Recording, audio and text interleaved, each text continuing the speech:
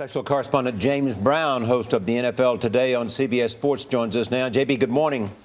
Good morning, Charlie and Erica. Good to be with you guys again. You talked to Pete Carroll. What kind of chances does he give Brian Banks?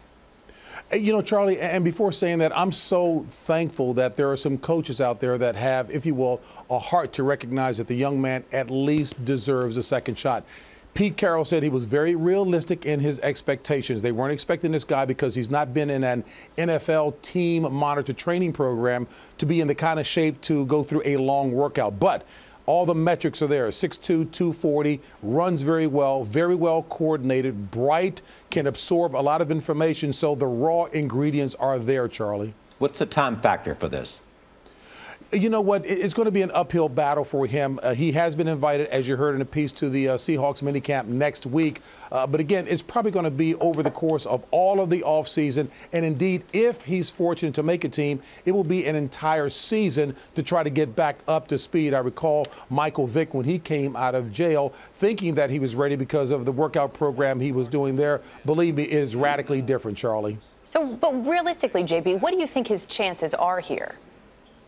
Erica, again, it will be an uphill climb for him. But what you like is the fact that, look, this kid's dream has been deferred for 10 years. He's been dreaming about this. He wants this badly. I think what they're going to see is his heart and determination and all of the raw skills and talent that is there, as Pete Carroll said to me last evening when we chatted. But he's got to pick up a lot more in terms of the system of doing things. He's not up to speed, clearly, because of that 10-year absence. But he's got all of the raw elements there to be successful. Tony Dungy, the former Super Bowl winning coach with the Indianapolis Colts and an ex-player himself, said the good thing is that he's in the sweet spot age range between 22 and 26. He doesn't have any wear and tear on his body, so those things are in his favor. Do you get the impression Pete Carroll would like for this to happen?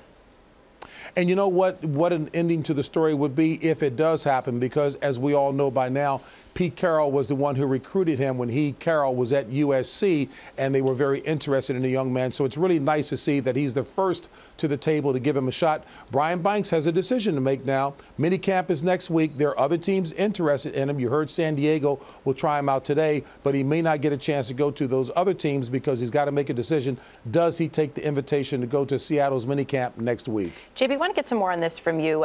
More than 2,000 former NFL players have now sued the league. They say there was a knowing disregard for their well-being in terms of health and safety, which the NFL has denied. What have you heard, though, from some of the folks that you've talked to? You know, well, the NFL Players Association, first and foremost, is not involved in this because it doesn't involve anything against the players. But they are watching, according to DeMar Smith, his quote, with great interest, what will take place with this. You know, Erica, I'm still getting information. I know that the league, as of recent years, has made player safety #1. Everything associated with it, from player design in terms of the helmet, from the rules about what kind of practices, how long the practices are. Make no mistake about it, back in the late 60s and certainly the 70s, there was kind of a gladiator mentality about what you can do, and the players themselves wanted to go back in the game, even if they had their quote-unquote bell rung. But now with all the medical and scientific evidence about how serious concussions are and the deleterious effects down the road, that's why you see such a strong move afoot now. Whether or not the NFL hid that kind of information before, I've not heard or seen or gleaned anything from the people I talk with that would suggest that, Erica. JB, thank you so much. Charlie, by the way, I like the way you handle the two ladies there. Queen Erica back from England, and Gail gets you to blush all the time. JB, we love you. Likewise.